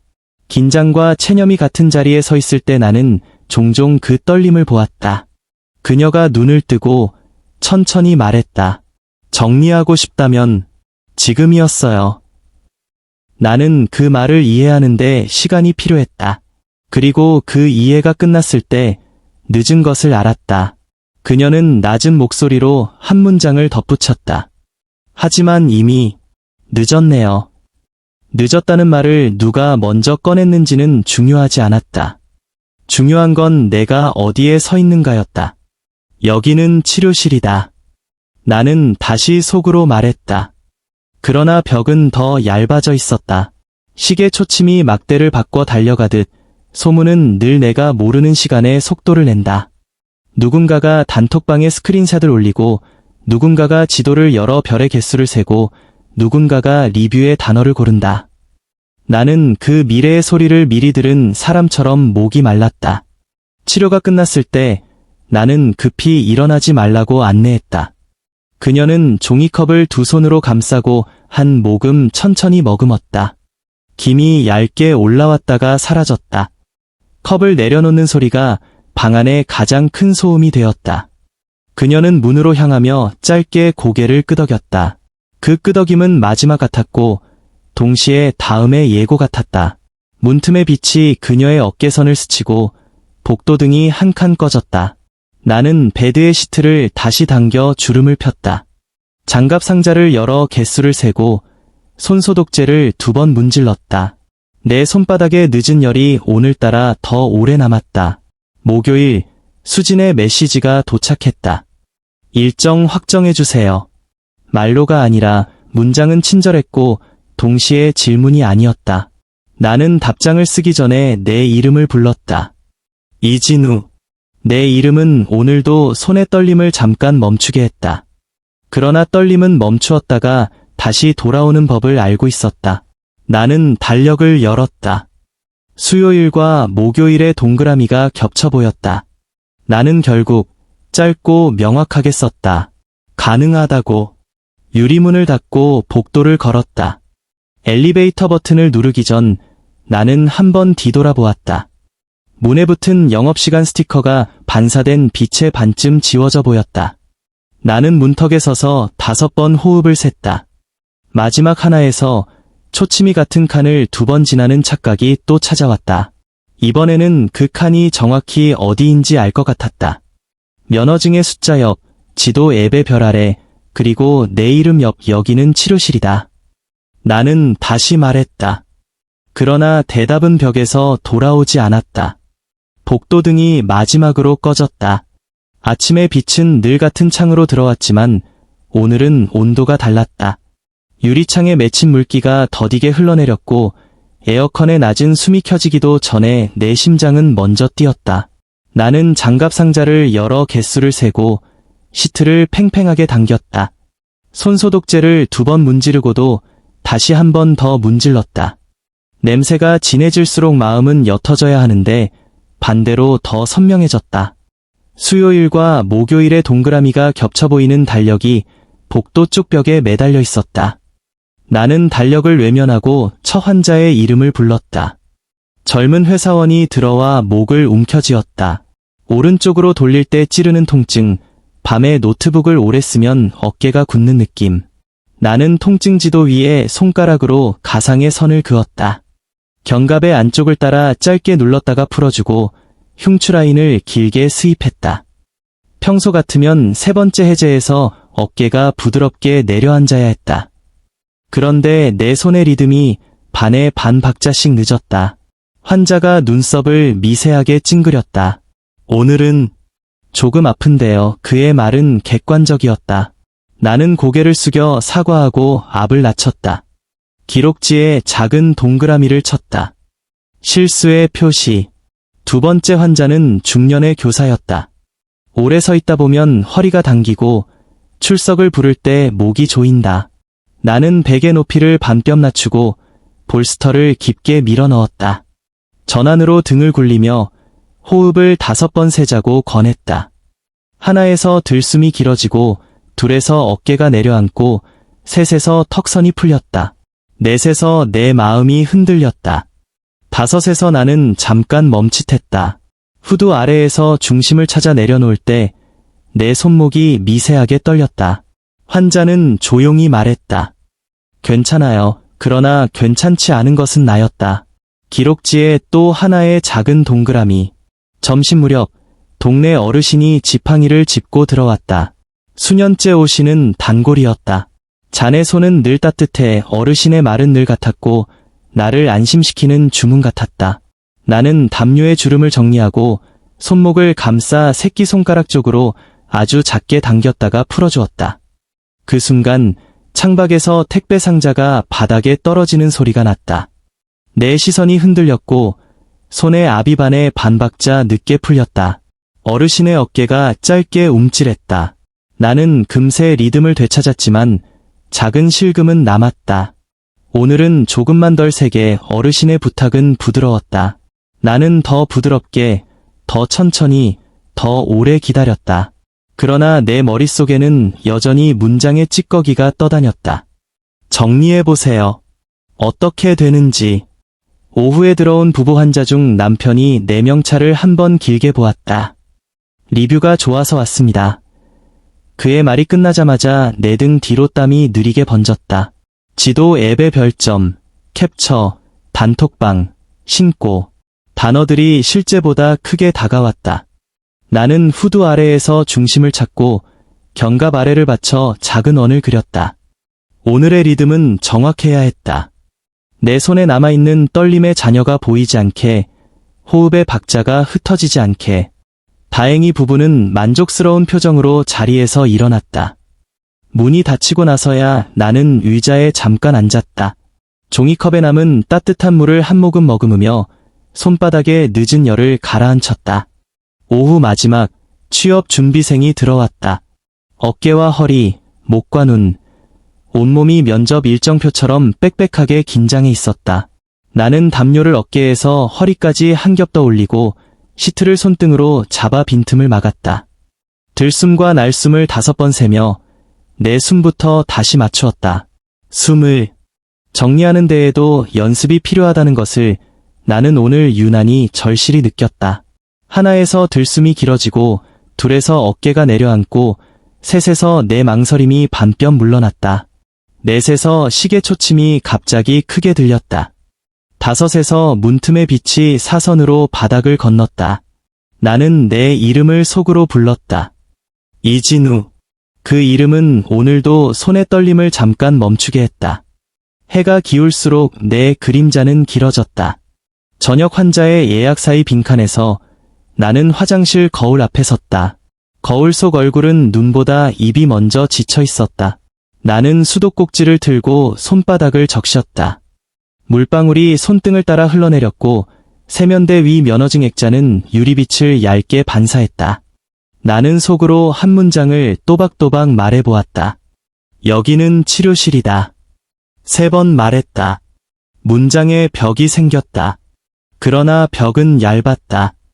얇은 벽은 손바닥에 열에도 금방 데워지는 재질이었다. 거울 속에 나는 질문을 지니고 있었다. 나는 어디서 멈출 것인가? 처음, 조금만 더, 친구의 친구가 들어왔을 때, 아니면 최후 통첩이 문장으로 변했을 때 외로움은 나와 뒤엉켰고 유혹은 숨의 길이를 바꾸었다. 긴장은 손목을 타고 올라왔고 불안은 눈동자 뒤에서 커졌다. 죄책감은 기록지의 빈칸에 그림자를 드리웠고 후회는 아직 오지 않았지만 늘 문턱에 먼저 도착하는 손님처럼 신발을 벗고 있었다. 책임은 면허증의 숫자 옆에서 내 이름을 가리켰다. 해방이라는 단어는 문 쪽에 서 있었으나 단절이라는 단어가 문고리를 먼저 잡고 있었다. 체념은 아직 내 것이 아니라고 말하고 싶었다. 그러나 말은 입 밖으로 나오지 않았다. 나는 종이 타월을 꺼내 손을 닦았다. 타월이 피부에 물기를 먹는 동안 내 마음속 문장들이 서로 자리를 바꾸었다.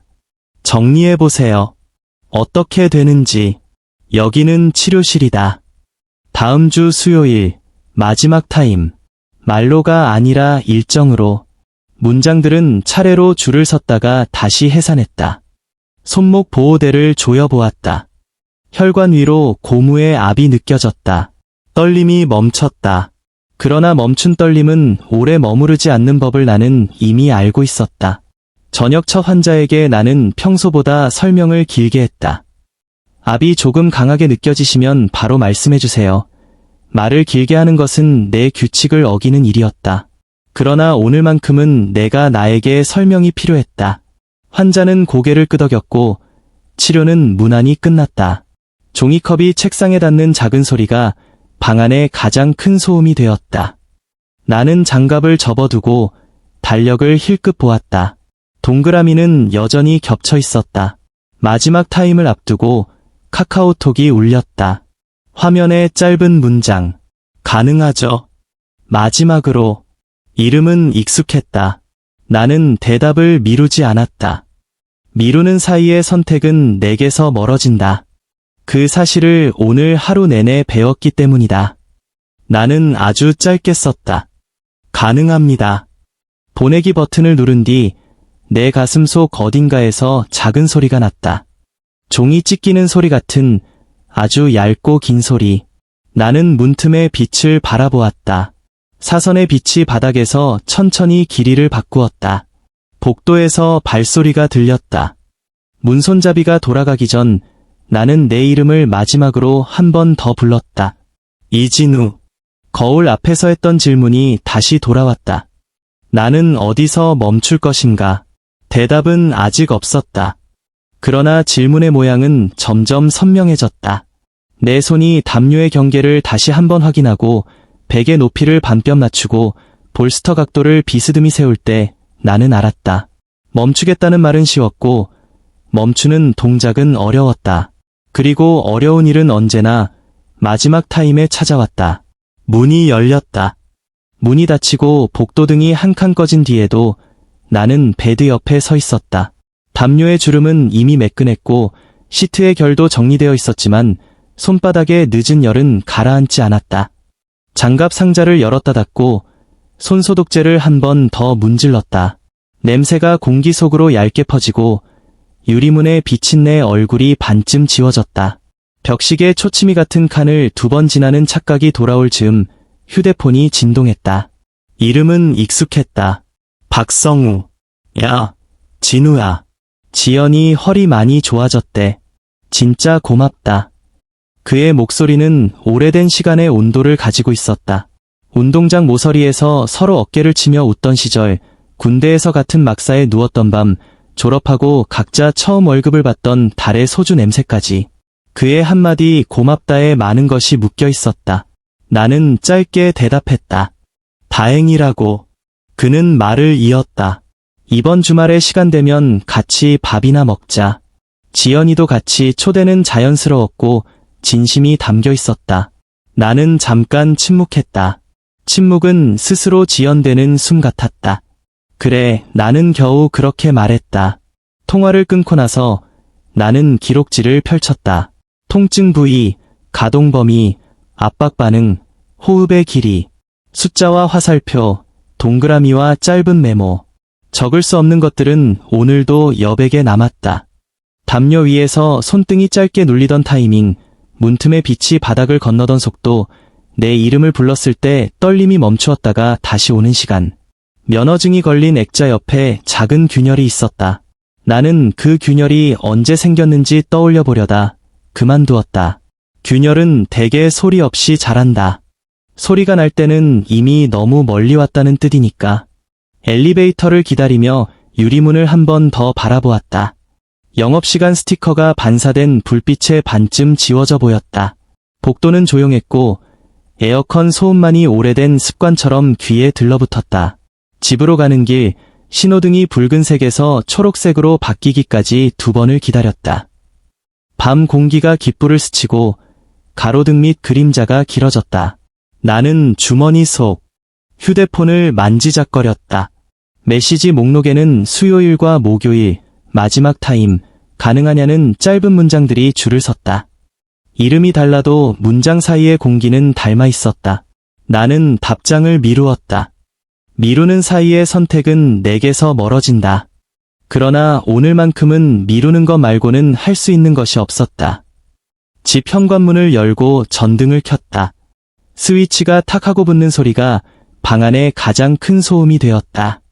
싱크대 위 종이컵은 같은 방향으로 기울어 있었고 면허증 액자는 낮의 빛을 아직 반사하고 있었다. 나는 손목 보호대를 풀고 세면대에 물을 틀어 손바닥을 적셨다. 물방울이 손등을 따라 흘러내리고 손소독제 냄새가 희미해졌다. 소파에 앉아 휴대폰을 들어 올렸다. 성우의 메시지가 하나 더 와 있었다. 이번엔 꼭 내가 살게 단순한 문장이었다. 그러나 내게는 무거운 질문처럼 느껴졌다. 누가 무엇을 누구에게 갚을 수 있을까? 친구라는 단어는 종종 질문보다 먼저 도착한다. 나는 잠시 눈을 감았다. 5번의 호흡을 세었다. 하나에서 들숨이 길어지고, 둘에서 어깨가 내려앉고, 셋에서 내 망설임이 턱 밑으로 내려갔다. 넷에서 복도등이 꺼지는 상상을 했다. 5에서 초치미 같은 칸을 2번 지나는 착각이 돌아왔다. 착각은 오늘따라 더 선명했고, 선명함은 소리가 되었다. 종이를 아주 길게 찢는 소리. 나는 그 소리가 어디서 나는지 알고 있었다. 경계의 가장자리, 담요의 결, 기록지의 여백, 면허증 숫자 옆, 그리고 내 이름. 이진우. 전화가 다시 울렸다. 이번에는 낯선 번호였다. 잠시 망설이다가 받았다. 짧은 정적 뒤에 들려온 목소리는 낮고 또렷했다. 목요일, 마지막, 확정해주세요. 말로가 아니라 이름을 묻지 않아도 누구인지 알 수 있었다. 나는 대답하지 않았다. 대신 창문 쪽으로 걸어가 블라인드를 반뼘 내렸다. 도시의 불빛이 줄어들고 방 안의 공기가 조금 더 무거워졌다. 전화를 끊고 메시지를 열었다. 화면의 깜빡이는 커서가 짧게 떨렸다. 나는 손가락을 잠깐 멈추었다가 한 글자씩 천천히 입력했다. 가능합니다. 보내기를 누르자 화면이 아주 미세하게 흔들렸다. 책장 위에 올려둔 오래된 사진을 꺼냈다. 운동장 끝에서 어깨를 붙이고 서 있는 성우와 나. 사진 속 웃음은 단단했고 배경의 하늘은 얇았다. 나는 사진을 다시 제자리에 두고 벽에 기대섰다. 오늘의 가장 조용한 밤이 막 시작되는 시각이었다. 조용함은 선물일 때도 있고 버릴 때도 있다. 오늘의 조용함은 벌에 가까웠다. 말하지 않은 말들이 방 안을 천천히 채웠다. 정리해보세요. 어떻게 되는지. 여기는 치료실이다. 끝낼 수 있을까? 아니면 끝나게 될까? 나는 소파 끝에 앉아 발끝을 바닥에 가볍게 붙였다. 거실의 어둠이 발가락 사이로 스며들었다. 잠이 쉽게 오지 않았다. 눈을 감으면 치료실의 유리문 틈으로 들어오던 사선의 빛이 떠올랐다. 담요의 가장자리를 손끝으로 정리하던 동작, 베개 높이를 반뼘 낮추던 습관, 전환으로 등을 길게 굴리던 리듬, 후두 아래에서 중심을 찾던 감각, 모든 동작이 규칙을 지키려는 의지이자 동시에 경계를 얇게 만드는 연습처럼 보였다. 나는 그 생각 끝에서 다시 내 이름을 불렀다. 이진우. 이름은 대답을 주지 않았다. 다만 떨림을 잠깐 멈추게 했다가 다시 가져왔다. 새벽이 가까워질수록 창문 유리가 차가워졌다. 나는 테이블 위 면허증을 바라보았다. 액자 속 숫자들이 작은 반짝임을 만들었다. 책임이라는 단어가 그 숫자 옆에서 내 이름을 가리켰다. 죄책감은 기록지의 빈칸에 그림자를 드리웠고 후회는 아직 오지 않았지만 문턱 근처에서 신발끈을 매고 있었다. 단절이라는 단어가 문고리를 가만히 잡고 있었고 해방이라는 단어는 문 쪽에서 나를 한번 돌아보았다. 체념은 아직 내 몫이 아니라고 말하고 싶었다. 그러나 말은 입 밖으로 나오지 않았다. 휴대폰 화면이 어둠 속에서 한 번 더 켜졌다. 알림은 없었다. 나는 화면을 끄고 다시 놓았다. 마지막으로 5번의 호흡을 세었다. 하나에서 들숨이 길어지고, 둘에서 어깨가 내려앉고, 셋에서 목 뒤에 긴장이 풀렸다. 넷에서 눈꺼풀이 무거워졌다. 다섯에서 나는 스스로에게 물었다. 끝낼 수 있을까? 아니면 끝나게 될까? 대답은 여전히 없었다. 그러나 질문의 모양은 점점 선명해졌다. 선명해질수록 얇아지는 벽의 촉감이 더 또렷했다. 나는 전등을 끄고 누웠다. 복도에서 아주 멀리서 들려오는 발자국 소리, 엘리베이터가 멈추는 소리, 도시가 숨을 고르는 소리. 모든 소리가 끝나고 난 뒤에 남는 가장 조용한 밤. 그 밤의 한가운데서 나는 초치미 같은 칸을 2번 지나는 착각을 마지막으로 한 번 더 들었다. 그 칸이 정확히 어디인지 이제는 거의 알 것 같았다. 주말의 점심, 성우에게서 메시지가 왔다. 저녁으로 바꿔도 되겠냐고, 지연이 허리가 좋아져서 오래 앉아도 괜찮을 것 같다고, 예전처럼 셋이서 웃자고. 나는 화면을 오래 바라봤다. 창문 밖으로 겨울 햇빛이 비스듬히 들어와 테이블 위 면허증 액자를 얇게 밝혀주었다. 고맙다 라고 먼저 썼다가 지웠다. 가능해 라고 적었다가 다시 지웠다. 커서가 깜빡이는 자리를 손가락으로 가리지 못한 채 나는 결국 아주 짧게 답했다. 그래. 그 한 글자가 길었다. 보내기를 누르는 순간 내 심장도 누르는 소리를 냈다. 얇고 길게 종이가 접히는 소리. 일요일 밤 치료실에 들렀다. 영업시간 스티커를 교체하려고 가져온 새 스티커가 손에 묻었다. 문틈으로 들어오는 복도등의 빛이 바닥에서 사선으로 흘렀다. 베드 옆에 서서 시트를 당겨 주름을 폈다. 담요의 가장자리를 어깨에서 허리까지 롤링하듯 내렸고 베개 높이를 반뼘 낮췄다. 장갑 상자를 열어 개수를 세고 손소독제를 2번 문질렀다. 소독제 냄새가 공기 속으로 퍼지고 내 손바닥에 늦은 열이 다시 돌아왔다. 아무도 없는 방에서 나는 호흡을 5번 셌다. 하나에서 들숨이 길어졌고 둘에서 어깨가 내려앉았다. 셋에서 턱선에 힘이 풀렸고 넷에서 볼스터가 없는 자리에도 무게의 기억이 돌아왔다. 다섯에서 초치미 같은 칸을 2번 지나는 착각이 찾아왔다. 나는 그 칸의 위치를 거의 알고 있었다. 기록지의 여백, 담요의 결, 영업시간 스티커의 모서리, 그리고 내 이름 옆. 월요일 아침 첫 환자는 예정대로 왔다. 나는 평소보다 설명을 줄였다. 손이 규칙을 기억하고 있다는 사실만으로 오늘 하루를 버티고 싶었다. 압박과 해제, 다시 압박. 3번째 해제에서 어깨가 내려앉았다. 환자는 고맙다고 말했다. 나는 고개를 끄덕였다. 기록지에 오늘의 반응을 적었다.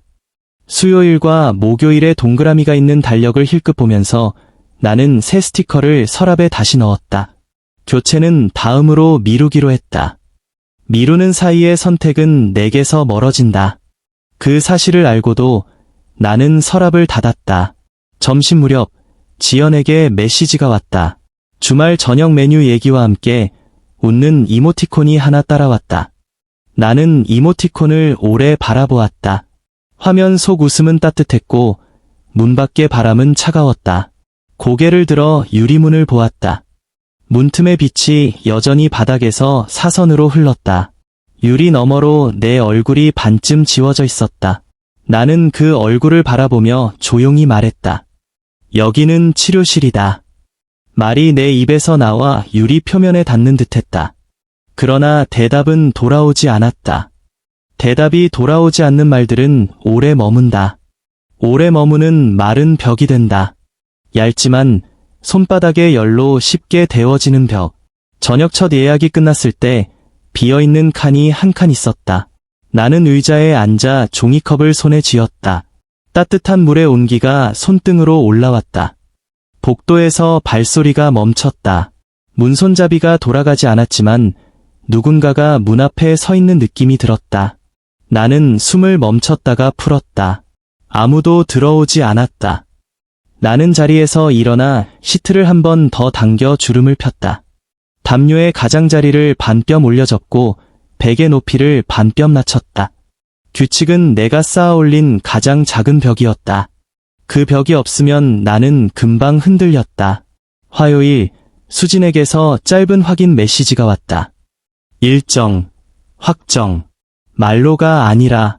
나는 달력을 보고 목요일 마지막 칸을 손끝으로 한 번 눌렀다.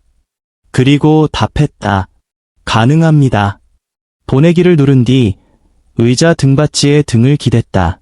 눈을 감자 여러 장면들이 한꺼번에 떠올랐다. 견갑 아래를 받쳐 작은 원을 그리던 움직임, 전환으로 등을 길게 굴리던 리듬, 손목을 감싸 새끼손가락 쪽으로 아주 작게 당겼다가 풀어주던 감각, 후두 아래에서 중심을 찾아 내려놓던 순간의 미세한 떨림. 모든 동작이 닿지 않기 위해 만들어진 길이었고 닿지 않으면서도 전하려는 안심이었다. 그 길을 나는 누구에게 어디까지 허락했는지 스스로에게 물어보았다. 대답은 길지 않았다. 너무 가까웠고 너무 늦었다. 수요일, 성우와의 저녁이 다가왔다. 치료실을 일찍 닫고 집에 들러 옷을 갈아입었다. 거울 앞에서 넥타이를 고르다 손을 멈췄다. 거울 속 얼굴은 어제보다 더 얇아 보였다. 나는 손바닥을 문질렀다. 손소독제 냄새가 없는 상태에서 손을 문지르자 비어있는 냄새가 났다. 비어있는 냄새는 나를 더 불안하게 했다. 신발을 신으면서 나는 스스로에게 물었다. 외로움은 어디까지 핑곗거리가 될 수 있는가? 유혹은 어디까지 숨의 길이로 숨길 수 있는가? 죄책감은 언제 결과로 바뀌는가? 책임은 어느 문 앞에서 기다리고 있는가? 해방은 문 밖에서 나를 기다리는가? 아니면 단절이 먼저 손을 내미는가? 체념은 내 것이 아닌가? 아직은. 식당 문을 열자 따뜻한 조명의 빛이 얼굴을 감쌌다. 성우가 먼저 일어나 손을 흔들었다. 지연은 그의 옆에 앉아 있었다. 그녀의 얼굴은 평온했고 표정은 잘 정리되어 있었다. 나는 맞은편에 앉았다. 성우가 오랜만이라며 반갑다고 했다. 예전 이야기들이 식탁 위를 건너다녔다. 졸업식 사진, 군대의 겨울, 첫 월급날의 소주. 지연은 조용히 웃었고 나는 필요한 만큼만 웃었다. 수저가 그릇에 닿는 소리, 유리잔이 부딪히는 소리, 멀리서 들려오는 생일 축하 노래. 그 소리들 사이로 내 심장의 박동이 섞여 흘렀다. 식사가 중간쯤 갔을 때 성우가 말했다. 진우야, 내가 있어서 다행이야. 지연이 허리가 거짓말처럼 좋아졌어. 나는 고개를 끄덕였다. 고맙다는 말이 내 귀에 들어갔다가 내 입을 통해 나오기 전에 방향을 잃었다. 지연이 물을 들이키며 컵을 내려놓았다. 컵의 밑면이 테이블을 두드리는 소리가 작게 울렸다. 그녀의 눈빛이 잠깐 내 쪽으로 이동했다가 금세 돌아갔다. 짧은 시선이었고 아무 말도 없었다. 그러나 말보다 더 많은 것들이 그 짧음에서 지나갔다. 나는 휴지로 손끝을 닦았다. 손끝에 열이 잠깐 식었다. 식사가 끝나갈 무렵 성우가 화장실에 갔다. 테이블 위에 두 사람의 그림자만 남았다. 나는 말을 꺼내지 않았다. 지연도 그러지 않았다. 침묵이 먼저 도착했고 우리는 그 침묵을 길들이지 않았다. 그녀가 컵을 한 번 더 들었다가 내려놓을 때 나는 아주 낮게 말했다. 지금은 괜찮으시죠? 그녀는 고개를 끄덕였다. 네, 짧은 대답이었다. 짧은 대답이 길었다. 성우가 돌아오고 우리는 계산을 나눠 들었다. 식당 문을 나서며 서로 가볍게 인사했다. 거리에 바람이 식었다. 가로등 아래에서 그림자가 길게 늘어났다. 집으로 돌아오는 길, 나는 휴대폰을 꺼냈다. 수진의 확인 메시지가 도착해 있었다. 목요일, 마지막, 확정, 말로가 아니라. 나는 대답하지 않았다. 화면을 끄고 거리를 걸었다. 신호등이 붉은색에서 초록색으로 바뀌는 시간을 2번 기다렸다. 도시의 소음이 줄어드는 시각, 엘리베이터는 천천히 올라갔다. 현관문을 열고 전등을 켰다. 스위치 소리가 방 안의 가장 큰 소음이 되었다. 면허증 액자가 빛을 얇게 반사했다. 나는 소파에 앉아 호흡을 5번 셌다. 하나에서 들숨이 길어지고, 둘에서 어깨가 내려앉고, 셋에서 목 뒤에 긴장이 풀렸다. 넷에서 눈꺼풀이 무거워졌다. 5에서 생각이 한 칸 비었다. 그 비어있는 칸을 무엇으로 채울 것인지 내게 묻는 밤이었다. 목요일, 마지막 타임이 시계가 움직였다. 문손잡이가 돌아가기 전 나는 베드 옆에 서 있었다. 시트를 당겨 주름을 폈고 담요의 가장자리를 반뼘 올려 접었다. 베개 높이를 반뼘 낮추고 볼스터 각도를 비스듬히 세웠다. 장갑 상자를 열어 개수를 세고 손소독제를 2번 문질렀다. 유리문에 비친 내 얼굴이 반쯤 지워졌다. 손바닥에 늦은 열이 돌아왔다. 문이 열렸다. 발소리가 들어왔다. 나는 고개를 들지 않았다. 먼저 규칙을 떠올렸다. 적게 말하고 많이 듣고 담요의 경계를 지킬 것. 내 입술이 그 문장을 따라 움직였다. 그러나 그날 나는 다른 동작을 먼저 했다. 베드 옆 카트의 윗칸에서 작은 종이를 꺼냈다. 새로 만든 공지문이었다. 오늘의 마지막 타임 이후 일정 조정으로 일정 기간 야간 예약을 중단합니다. 종이의 모서리를 엄지로 눌렀다. 복도등이 한 칸 꺼지고 문틈의 빛이 바닥에서 사선으로 이동했다. 나는 종이를 다시 카트에 올려두었다. 붙이지 않았다. 붙일 수 없었다. 붙일 수 있을지도 몰랐다. 그 사이의 시간은 길고 얇았다. 야른 시간은 쉽게 찢어졌다. 수지는 정시해왔다. 코트를 의자에 내려놓고 베드 쪽으로 걸어왔다. 나는 기본 질문을 던지지 않았다. 그녀도 묻지 않았다. 나는 시트를 손등으로 잡아 빈틈을 막고 담요의 경계를 확인했다. 견갑의 가장자리를 손바닥으로 따라 내려가며 압박과 해제를 반복했다. 전환으로 등을 길게 굴리고 후드 아래에서 머리의 중심을 찾아 내려놓았다. 손목을 감싸 새끼손가락 쪽으로 아주 작게 당겼다가 풀어주었다. 압박과 해제, 다시 압박. 3번째 해제에서 그녀의 어깨가 내려앉았다. 그녀가 낮게 말했다. 일정으로 대답해주세요. 나는 말하지 않았다. 다만 벽시계를 보았다. 초침이 마지막 칸을 지나고 있었다. 초침이 같은 칸을 2번 지나는 착각이 찾아왔다. 나는 그 칸이 어디인지 알고 있었다. 내 이름 옆. 치료가 끝났을 때 그녀는 종이컵을 2손으로 감싸고 물을 한 모금 천천히 머금었다. 김이 얇게 올라왔다가 사라졌다. 컵을 내려놓는 소리가 방 안의 가장 큰 소음이 되었다. 그녀는 코트를 집어들었다. 문으로 향하는 발소리가 복도와 겹쳤다. 문이 닫히고도 나는 베드 옆에 서 있었다. 담요의 가장자리를 롤링하듯 내려 주름을 폈다. 시트를 당겨 결을 정리했다. 장갑 상자를 닫고 손소독제를 2번 문질렀다. 그리고 카트 위의 종이를 다시 집어들었다. 새로 만든 공지문. 나는 유리문 안쪽에 붙였다. 손바닥으로 2번 눌러 모서리를 매만졌다. 글자가 손끝에서 잠깐 흔들렸다. 문틈으로 복도등의 빛이 사선으로 들어왔다. 나는 그 빛 속에서 내 이름을 한 번 더 불렀다. 이진우. 외로움과 죄책감, 유혹과 침묵, 불안과 긴장, 선택과 후회, 책임과 해방, 단절과 체념이 한 줄로 서서 나를 보았다. 나는 누구에게 무엇을 갚을 수 있는지, 무엇을 잃지 않기 위해 어디서 멈춰야 하는지 오래 묻고 있었다.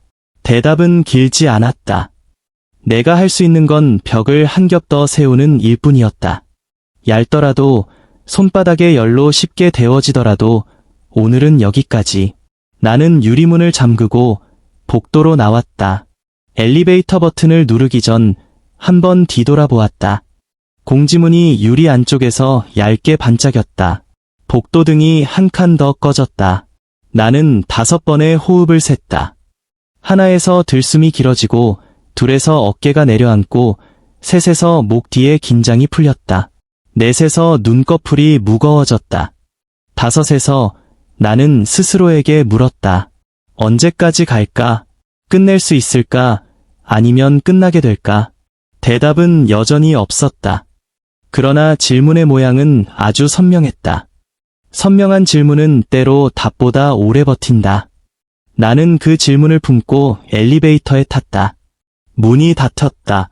초치미 같은 칸을 마지막으로 한 번 더 지나는 소리를 나는 천천히 들었다. 경계를 지키지 못하면 가장 소중한 것을 잃는다. 선택은 자유지만 결과는 피할 수 없다.